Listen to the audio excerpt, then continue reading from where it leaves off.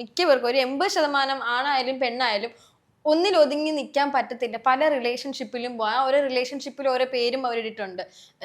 Best ആയിരിക്കും. Bestie ഒക്കെ പോയി, ഇപ്പൊ സിറ്റുവേഷൻഷിപ്പ്. അങ്ങനെ ഞാൻ 2K അപ്പൊ എനിക്ക് സോറി, ഞങ്ങൾ കേൾക്കില്ല, ഞങ്ങൾ 90 കിഡ്സാ. അല്ല ഞാൻ കേട്ടിട്ടുള്ള എനിക്കറിയത്തില്ല കേട്ടോ. കേട്ടിട്ടില്ല കേട്ടോ. സിറ്റുവേഷൻഷിപ്പ് അങ്ങനത്തെ കുറെ സംഭവങ്ങളൊക്കെ സിറ്റുവേഷന്റെ ഒപ്പം കൂടുന്ന ആൾക്കാരായിരിക്കും, സിറ്റുവേഷൻ നോക്കിയിട്ട് കയറുന്ന ആൾക്കാരായിരിക്കും. ഞാൻ കേട്ടിട്ടില്ല, ഞാൻ അതിന്റെ അർത്ഥം വെച്ച് പറഞ്ഞു. ചോദിക്കണം. അപ്പൊ അങ്ങനത്തെ അതിലാണ് ആൾക്കാർ ഒന്നില്ലെങ്കിൽ ലിവിങ് ടുഗദർ.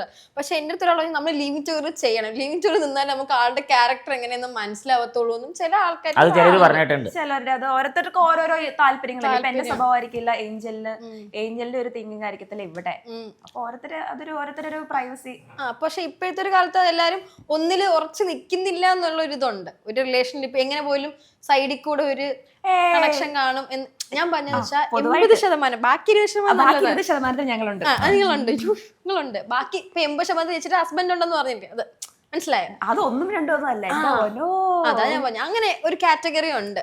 അത് ഇപ്പോഴത്തെ കാലത്ത് എന്തുകൊണ്ടാണ് ഇങ്ങനെ ചീറ്റ് ചെയ്യുന്നതെന്ന് തോന്നിയിട്ടുണ്ട്.